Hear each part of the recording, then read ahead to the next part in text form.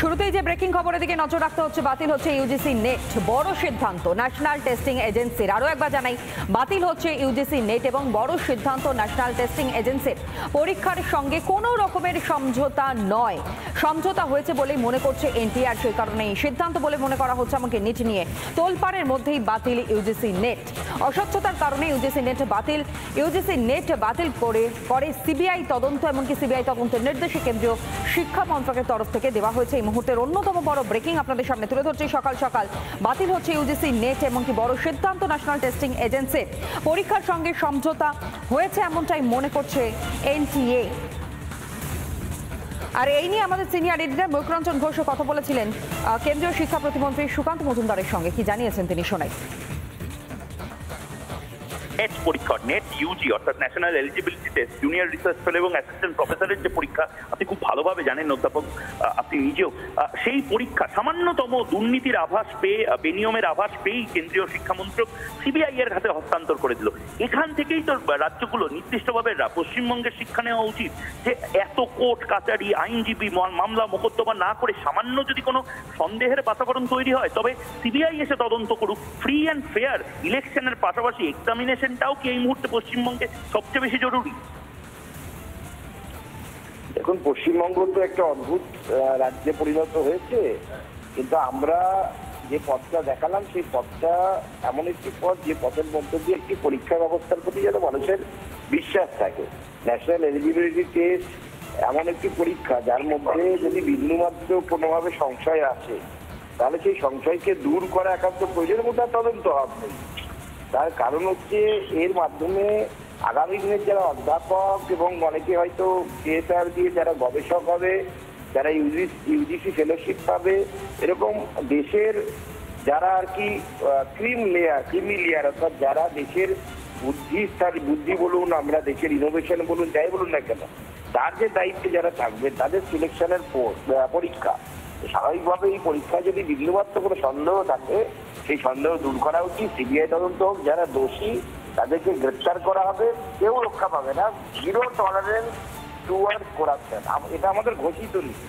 অর্থাৎ দুর্নীতির সাথে আমরা কোনোভাবে আপোষ করব না। এই তৃণমূলের বিপুল জয় কি আসলে তৃণমূলের সবচেয়ে বড় বিপদ হতে চলেছে? শহরের বাসিন্দাদের একাংশ তৃণমূলকে ভোট দেননি, আবাসনে বাসিন্দারা ভোট দেননি।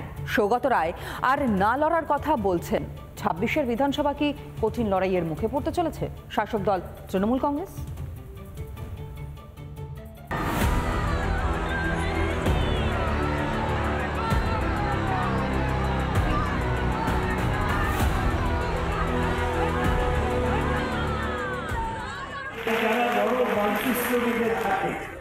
অনেক জায়গায় আমাদের ভোট দেয় না। ভোট মিটে গেছে জনাদেশ তৃণমূলের ঝুলিতে, কিন্তু জয়ের মুকুট যেমন ভারী ঠিক তেমনি কাঁটার খোঁচাও যে তীব্র তা মালুম হয়ে যাচ্ছে। গ্রামে সবাই ভোট দিয়েছে, কিন্তু শহরে আপনাদের মনে রাখতে হবে যে একটা সেকশন আমাদের ভোট দেয় না।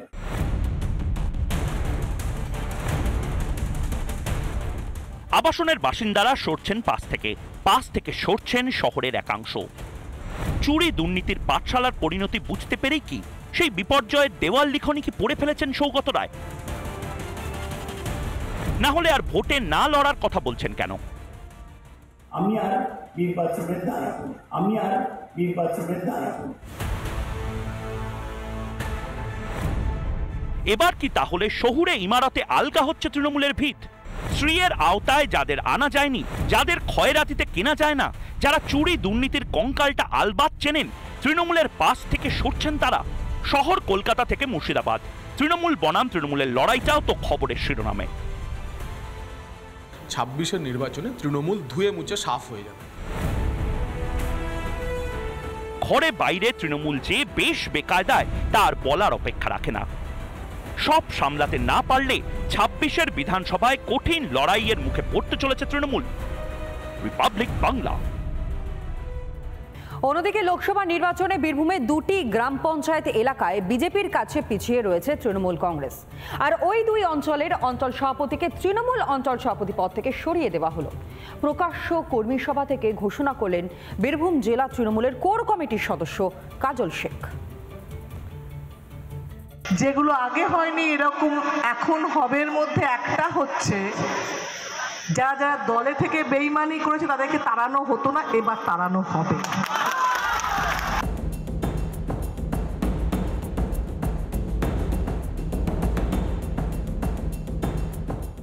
যেমন কথা তেমনি কাজ। তৃণমূল নেতৃত্বের ঘোষণার কয়েকদিনের মধ্যেই বীরভূমের 2 অঞ্চল সভাপতিকে পদ থেকে সরানো হলো।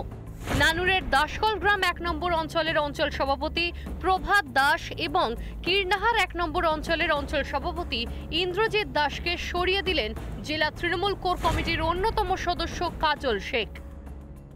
এই দুটো গ্রাম পঞ্চায়েত লিড দিতে পারেনি, পিছিয়ে আছে, সেই জন্য আপাতত ওই দুটো গ্রাম পঞ্চায়েতের যে কমিটি আছে সেই কমিটিকে অব্যাহতি দেওয়া হলো, কিন্তু সাসপেন্ড নয়, তাদেরকে দল থেকে একটু পিছিয়ে দেওয়া হলো। তাদের সঙ্গে নিয়ে অঞ্চলের প্রত্যেকটি বুথে বুথে আমরা যাব।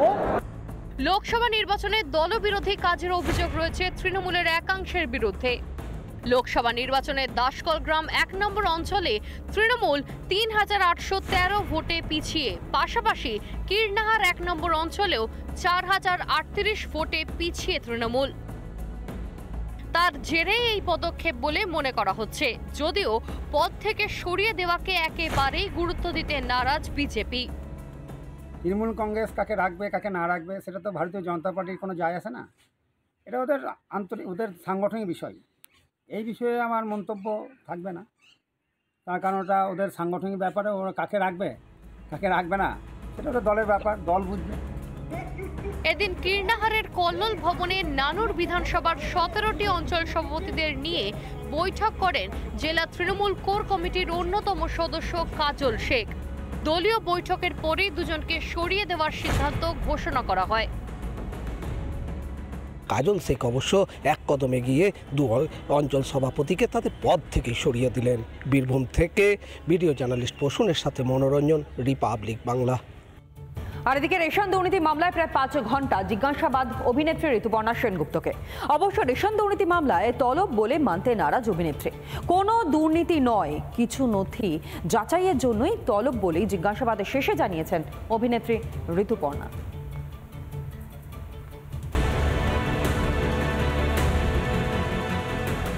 রেশন দুর্নীতি মামলায় গারদে জ্যোতিপ্রিয় মল্লিক, জেলে দিন কাটছে বালুর সহযোগী বাকিবুর রহমানের। এবার রেশনের চালচুরি মামলায় নয়া মোড়।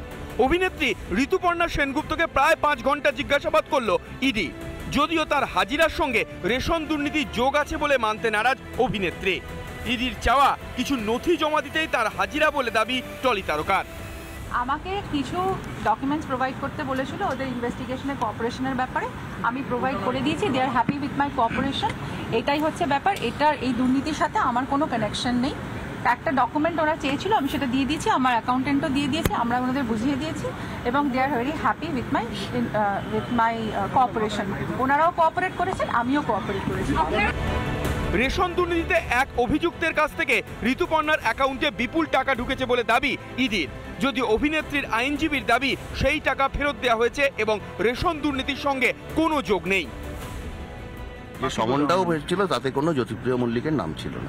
বাকিবুর রহমানের যে ছবিটা, কার থেকে টাকাটা এসেছিল? বাকিবুর রহমানের যে ছবি, যেহেতু রেশন বন্টন দুর্নীতির অভিযোগ আছে, সেই সম্বন্ধে জ্যোতিপ্রিয় মল্লিকের কোনো যোগাযোগ নেই। এর বেশি আর কিছু বলতে পারবো না। বাকিবুর রহমানের এটা কি না। এদিকে ইডি দপ্তরে ঋতুপর্ণার হাজিরাকে কটাক্ষ করতে ছাড়েনি বিজেপি। কিন্তু রেশনের চালে যে পশ্চিমবঙ্গের অভিনেতা অভিনেত্রী দেব, ঋতুপর্ণা সেনগুপ্তের মতো অভিনেতা রেশনের চালের উপর নির্ভরশীল ছিল, সেটা আমাদের কাছে রীতিমতো রহস্য।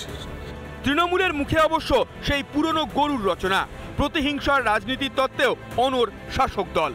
তারা বেছে বেছে বিরোধী শাসিত রাজ্য এবং বিরোধী রাজনৈতিক নেতা নেত্রীদেরই তারা বিব্রত করে। অন্যদিকে আমরা দেখেছি যে দুর্নীতিতে অভিযোগ থাকা সত্ত্বেও বিজেপি করলে 7 খুন মাফ হয়ে যায়, তদন্ত বন্ধ হয়ে যায়, তদন্ত শুরু হয় না। দুর্নীতির কালো টাকা টলিপাড়ায় খাটানোর অভিযোগ আগে উঠেছে। কখনো বনি সেনগুপ্ত টাকা ফেরত দিয়েছেন, আবার কখনো ঋতুপর্ণা টাকা ফেরত দিয়েছেন। বাংলায় দুর্নীতির অন্যতম শিকড় যে টলিপাড়াতেও আছে সে বিষয়ে এক প্রকার নিশ্চিত তদন্তকারীরা। রিপাবলিক বাংলা।